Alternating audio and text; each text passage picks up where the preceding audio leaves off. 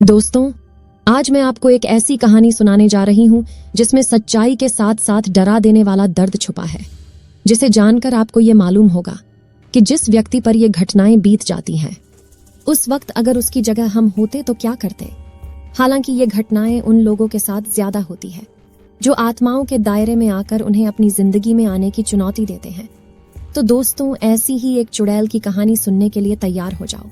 और हाँ, हमारा मकसद अंधविश्वास को बढ़ावा देना नहीं है, बल्कि आप लोगों से जुड़ना है, क्योंकि हम किसी भी असामान्य विषयों के होने का दावा बिल्कुल नहीं करते हैं। तो सब लोग अपने अपने हेडफोन लगाइए और मैं ले चलती हूँ आपको एक रोमांचक और रहस्य से भरे सफर पर। यह बात सन 2014 की है, जब राहुल और अहमद दोनों करीबन 15 या 16 साल के होंगे और जहां वो रहते थे वहां से आधा किलोमीटर दूर एक रेलवे स्टेशन था। साथ ही में एक अजीब सा खंडहर, यानी जंगलों से भरा हुआ एक सुनसान वातावरण। राहुल और अहमद दोनों अक्सर उल्टे काम ज्यादा किया करते थे।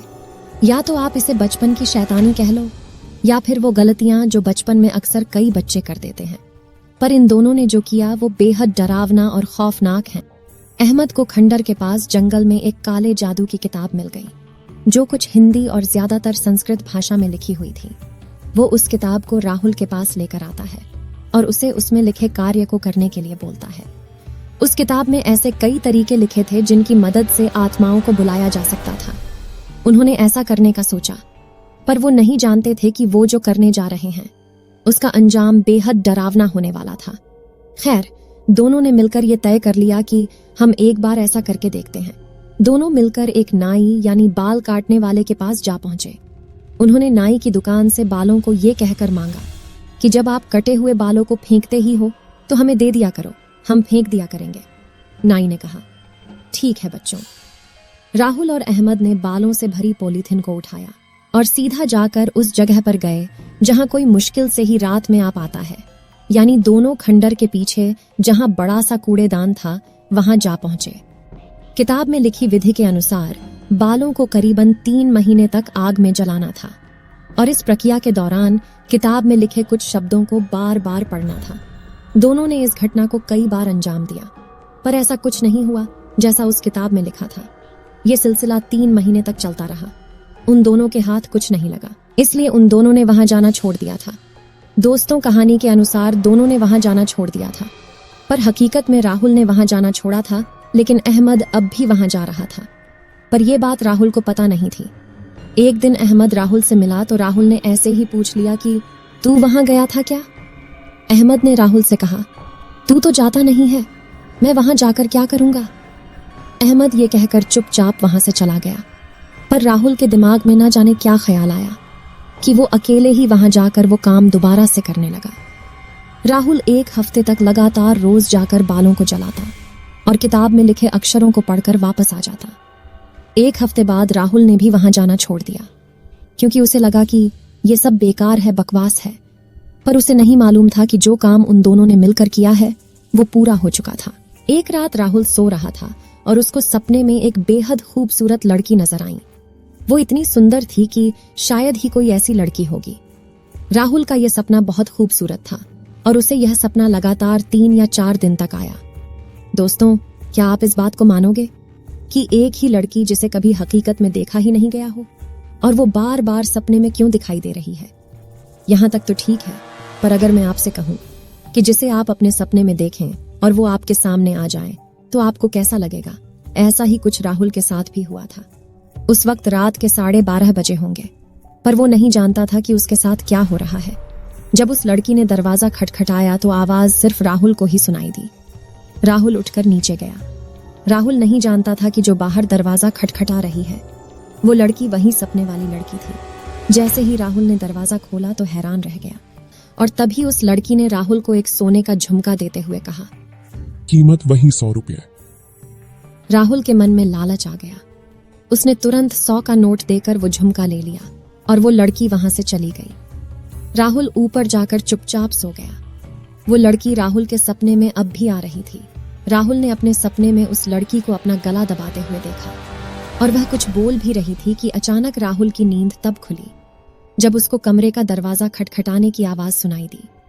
राहुल ने उठकर दरवाजा खोला तो सामने राहुल की मां खड़ी थी। माँ ने राहुल से कहा कि कमरे में लड़की की आवाज कहाँ से आई। तो राहुल ने कहा कि यहाँ तो कोई नहीं है, आप चाहो तो अंदर आकर देख लो। उस दिन के बाद से राहुल के साथ कुछ अजीब अजीब हादसे होने लगे। कई बार तो राहुल की आंख खुलती तो वो खुद को वो कमरे में लगे कूलर के ऊपर बैठा पाता। उसे कुछ समझ नहीं आ रहा था। और फिर एक रात वो लड़की उसके लिए एक सोने का कड़ा लेकर आई। राहुल की उम्र कम थी और वो नासमझ था। राहुल को नहीं मालूम था कि वह लड़की कोई आम लड़की नहीं बल्कि एक चुड़ैल थी। इस बार भी उसने राहुल की तरफ उस सोने के कड़े को बढ़ाकर कहा, कीमत वही 100 रुपये। राहुल ने उसे 100 का नोट देकर वो कड़ा खरीद लिया और अपने कमरे में जाकर सो गया। एक दिन सफाई करते वक्त राहुल की माँ ने वो दोनों चीजें देखी और राहुल से पूछा कि ये कहाँ से लेकर आया है। तो राहुल ने कहा कि 100 रुपये में एक लड़की बेचकर जाती है। राहुल की उम्र और समझ दोनों कम थी और उसके बाद माँ ने सुनार के पास जाकर जब कड़े और झुमके को चेक करवाया तो यकीन मानिए वो असली थे और उनकी कीमत लगभग 70,000 रुपये थी। राहुल की माँ घबरा गई। उसने सोचा, ऐसा कैसे हो सकता है? कोई भला कैसे 100 रुपये में असली सोना कैसे दे सकता है? माँ ने अपने गांव में फोन करके मामा को पूरी बात बताई।